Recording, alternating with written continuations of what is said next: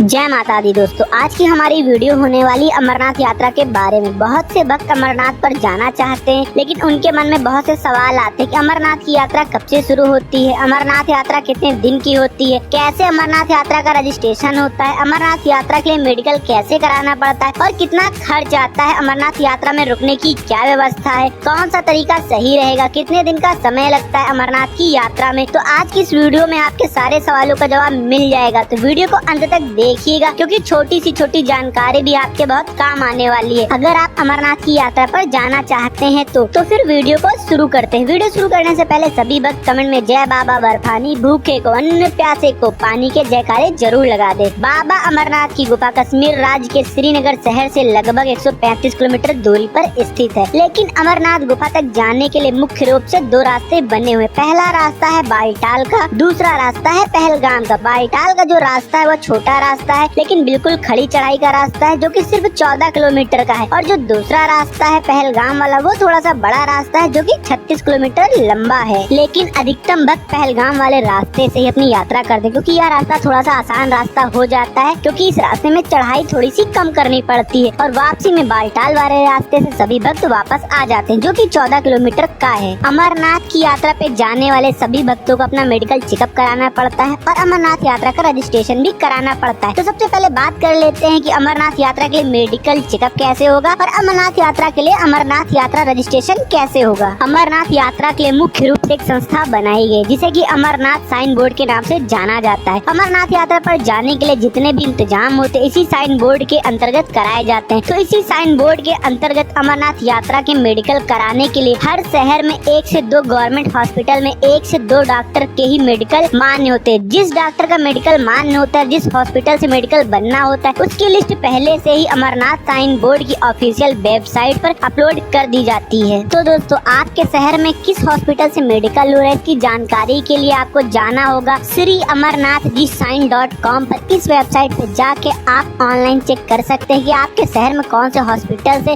और कौन से डॉक्टर के द्वारा मेडिकल मान्य किया जाएगा। तो दोस्तों, ये तो बात हो गई आपको मेडिकल कैसे कराना है। मेडिकल कराने के बाद बात आती है यात्रा का रजिस्ट्रेशन कैसे होगा। तो सभी भक्त अपना मेडिकल करा लेते हैं। मेडिकल कराने के बाद यात्रा का रजिस्ट्रेशन कराना होता है। अमरनाथ यात्रा का रजिस्ट्रेशन भारत के सभी राज्यों के सभी जिलों में कुछ बैंकों के माध्यम से ही किया जाता है, जैसे कि जम्मू कश्मीर बैंक, कुछ जगह पर यस बैंक और कहीं कहीं पर पंजाब नेशनल बैंक में भी यात्रा का रजिस्ट्रेशन किया जाता है। तो दोस्तों, आपके शहर में किस बैंक से अमरनाथ यात्रा का रजिस्ट्रेशन हो रहा है इसकी जानकारी भी आप अमरनाथ यात्रा की ऑफिशियल वेबसाइट पर जाकर देख सकते हैं। और अगर आप हमसे जानकारी चाहते हैं तो कमेंट कर दीजिए, कमेंट में आपको इसकी जानकारी दे दी जाएगी। तो दोस्तों, यहाँ पे मैं एक बात बता दूं, आपका जब मेडिकल चेकअप होता है और यात्रा रजिस्ट्रेशन होता है, इसके लिए एक फॉर्म की जरूरत पड़ती है। ये फॉर्म आप ऑफिशियल वेबसाइट पे जाके भी ले सकते हैं और जिस बैंक से अमरनाथ यात्रा का रजिस्ट्रेशन हो रहा है उस बैंक से जाके भी आप ये फॉर्म प्राप्त कर सकते हैं। लगे हाथ दोस्तों, बात कर लेते हैं आप अगर यात्रा रजिस्ट्रेशन कराना चाहते हैं इसमें आपके कौन कौन से डॉक्यूमेंट्स लगेंगे। तो इसके लिए आपको 4 से 5 पासपोर्ट फोटो लगने वाली है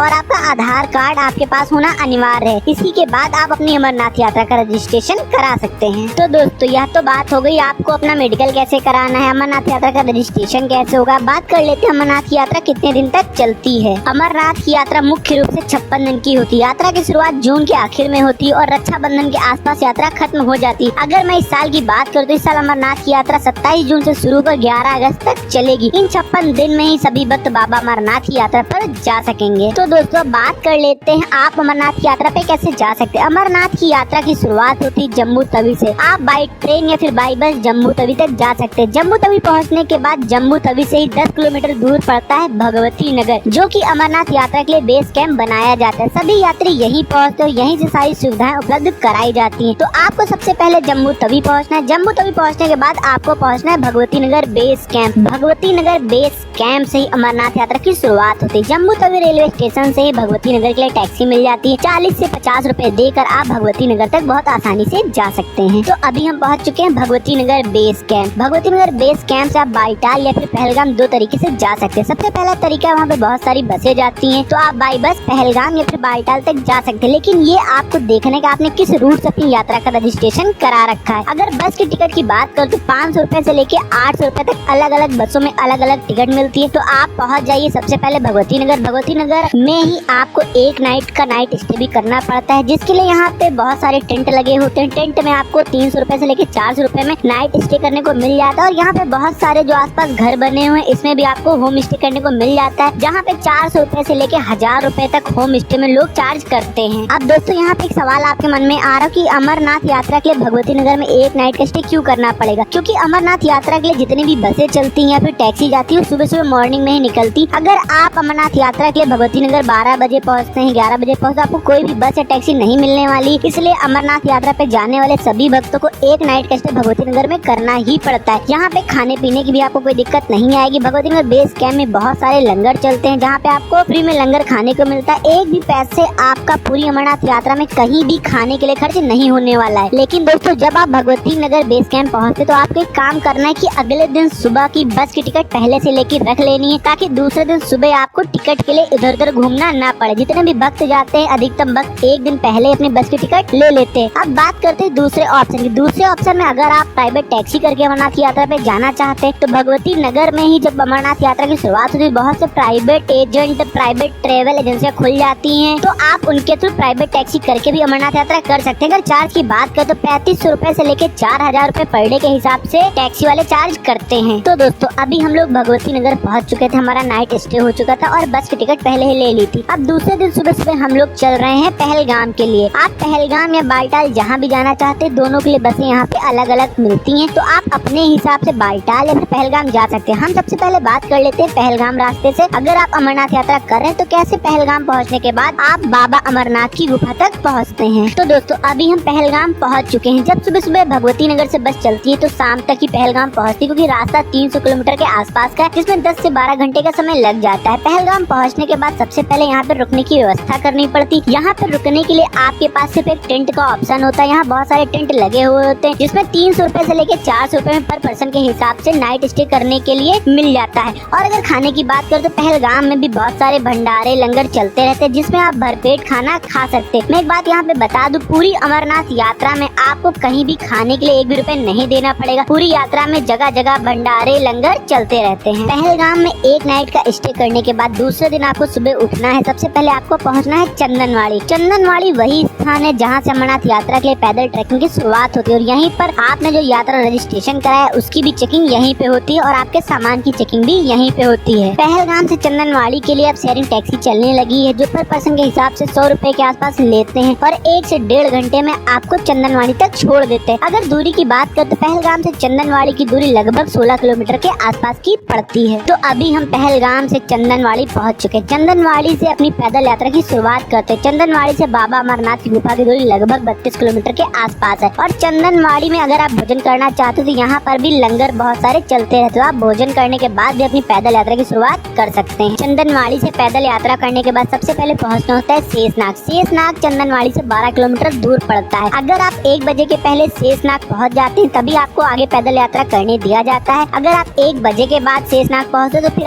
आपको आगे यात्रा नहीं करने दिया जाएगा, फिर आपको शेषनाग में रुकना पड़ेगा। शेषनाग में रुकने के लिए बहुत सारे टेंट लगे होते हैं और यहाँ पे खाने के लिए बहुत सारे लंगर चलते रहते हैं। अगर आप शेषनाग में एक नाइट का स्टे करते हैं तो यहाँ आपको 500 रुपए से लेके 600 रुपए तक प्रति व्यक्ति के हिसाब से टेंट में देना पड़ेगा। दूसरे दिन आपको शेषनाग से जाना होता है पंचतरणी, जो कि फिर 12 किलोमीटर के आसपास है और पंचतरणी से अमरनाथ गुफा की दूरी है लगभग 5 किलोमीटर के आसपास। अगर आप सही समय से शेषनाग से पंचतरणी पहुँच जाते हैं 2 बजे के आसपास तो फिर आप अपनी यात्रा कंटिन्यू करके शाम तक अमरनाथ गुफा तक भी जा सकते हैं। और अगर आप 5 से 6 बजे के आसपास पहुंचते हैं पंचतरणी तो फिर आपको एक नाइट का स्टे पंचतरणी में भी करना पड़ेगा। पंचतरणी में नाइट स्टे करने के बाद दूसरे दिन आप सुबह सुबह उठ जाइए और पैदल यात्रा शुरू कर दीजिए। 5 किलोमीटर की यात्रा आप 3 से 4 घंटे में बहुत आसानी से कवर कर लेंगे और 11 से 12 बजे के आसपास आप पहुंच जाएंगे अमरनाथ गुफा। वहीं पे बहुत सारी दुकानें लगी होती हैं जो 100 रुपए से लेकर 150 रुपए में प्रति बाल्टी गर्म पानी दे देते हैं। तो आपको गर्म पानी ले लेना है और नहा लेना है। नहाने के बाद आप अपना सारा सामान उसी दुकान पर रख देंगे जिस दुकान से आप अपना सामान खरीदते हैं। उसके बाद आपको चले जाना है दर्शन करने। दर्शन करने में आपको 1 से 1.5 घंटे का समय लग जाता है, क्योंकि भीड़ बहुत ज्यादा होती है और भीड़ बहुत ज्यादा होने की वजह से 1 से 1.5 घंटे का समय लग जाता है। आप आराम से दर्शन करिए बाबा बर्फानी के। जय बाबा बर्फानी, जय बाबा बर्फानी, मनी मन जयकारे लगाते रहिए। दर्शन करने के बाद आप वापस आ जाइए उसी दुकान पे जहाँ आपने अपना सारा सामान रखा है, वहाँ से आप सारा सामान उठाइए। फिर बालटाल वाले रास्ते से आप नीचे आ जाइए। अधिकतम भक्त जाते हैं पहलगाम वाले रास्ते से और वापस आते हैं बालटाल वाले रास्ते से। तो आप 14 किलोमीटर का जो रास्ता है, अगर आप 12, 1, 2 बजे भी वापसी करते हैं तो बहुत आराम से 6 बजे तक वापस आ जाते हैं नीचे। दोस्तों बात कर लेते हैं बालटाल वाले रूट से अगर आप यात्रा करते हैं तो कैसे करेंगे। तो आप शाम तक बालटाल पहुंच जाते हैं बाई बस या फिर टैक्सी करके। शाम तक बालटाल पहुंचने के बाद यहाँ पे रुकने की सारी व्यवस्था होती है। यहाँ पे बहुत सारे लंगर चलते रहते हैं, बहुत सारे टेंट लगे होते हैं। यहाँ पे भी आपको 400 रुपए से लेके 600 रुपए के बीच में आपको नाइट स्टे करने को मिल जाता है टेंट में। इसके बाद आपको दूसरे दिन सुबह सुबह उठना है, लाइन में लगना है, चेक पोस्ट तक जाना है। यहाँ चेक पोस्ट पे आपका रजिस्ट्रेशन चेक होता है। रजिस्ट्रेशन चेक करने के बाद आपकी पैदल यात्रा यहीं से शुरुआत होती है। और अगर आप बहुत जल्दी सुबह सुबह लाइन लगते हैं 4 बजे, 5 बजे, 6 बजे, तो आप हर हाल में 2 बजे तक बाबा अमरनाथ गुफा तक पहुँच जाते हैं और आप वहाँ पे दर्शन कर लीजिए और शाम तक बालटाल वाले रास्ते से नीचे आ जाइए। और अगर आप एक नाइट का स्टे करना चाहते हैं अमरनाथ गुफा के आसपास तो आप वहाँ पे एक नाइट का स्टे कर लीजिए और दूसरे दिन बालटाल वाले रास्ते से नीचे आ जाइए। तो दोस्तों ये तो बात हो गई आप पैदल कैसे बाबा अमरनाथ की यात्रा कर सकते हैं। बात कर लेते हैं अगर आप घोड़े, खच्चर, पालकी, हेलीकॉप्टर से अपनी यात्रा करना चाहते हैं तो कैसे करेंगे। अगर आप पहलगाम वाले रूट से जाते हैं तो घोड़े, खच्चर के लिए आपको 9,000 रुपए देना पड़ता है। और अगर आप पालकी से जाते हैं पहलगाम वाले रूट से, इसके लिए आपको 28,000 रुपए देना पड़ता है, जो कि बहुत ही ज्यादा महंगा हो जाता है। और अगर आप हेलीकॉप्टर से अपनी यात्रा करते हैं तो इसके लिए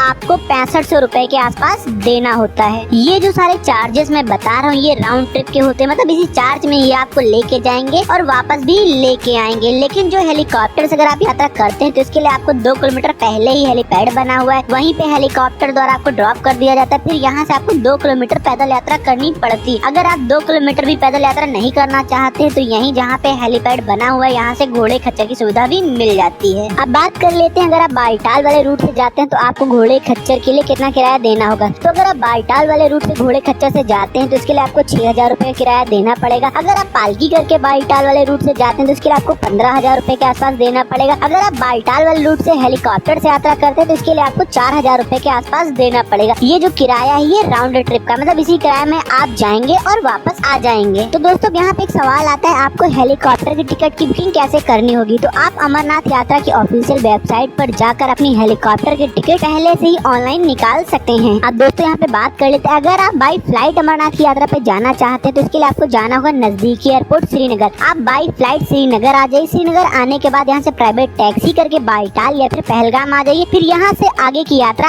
आप अपने हिसाब से कर सकते हैं। दोस्तों बात कर लेते हैं आपको अमरनाथ यात्रा के लिए कितने दिन की प्लान करनी चाहिए। अगर आप बालटाल वाले रास्ते से अपनी यात्रा प्लान कर रहे हैं तो इसमें आपको 5 से 6 दिन का समय लग जाता है। अगर आप पहलगाम वाले रास्ते से अपनी अमरनाथ यात्रा की ट्रिप प्लान करें इसमें आपको 8 से 9 दिन का समय लग जाता है। अब दोस्तों आखिर में बात कर लेते हैं अमरनाथ यात्रा पे कितना खर्च आता है। अगर आप भगवती नगर पहुँचने के बाद बाई बस अपनी यात्रा करते हैं, घोड़े, खच्चर, पालकी का सहारा नहीं लेते हैं तो 3,000 रुपए से लेके 4,000 रुपए में आप अपनी अमरनाथ यात्रा कंप्लीट कर सकते हैं। क्योंकि अमरनाथ यात्रा में सिर्फ एक किराए का खर्चा आता है और एक आता है आपके टेंट में रुकने का खर्चा। खाने पीने का कहीं भी कोई खर्च नहीं आने वाला है, इसलिए आप 3,000 रुपए से लेके 4,000 रुपए में बहुत अच्छे से अपनी अमरनाथ यात्रा कंप्लीट कर सकते हैं। तो दोस्तों ये था अमरनाथ यात्रा पे जाने वाले भक्तों के लिए संपूर्ण जानकारी। इसके अलावा भी अगर आपका कोई सवाल है तो कमेंट में कमेंट कर सकते हैं, जिसका जवाब आपको तुरंत ही दिया जाएगा। और जिन भक्तों ने अभी तक हमारे चैनल को सब्सक्राइब नहीं किया है तो हमारे चैनल को सब्सक्राइब कर दें, बेल आइकन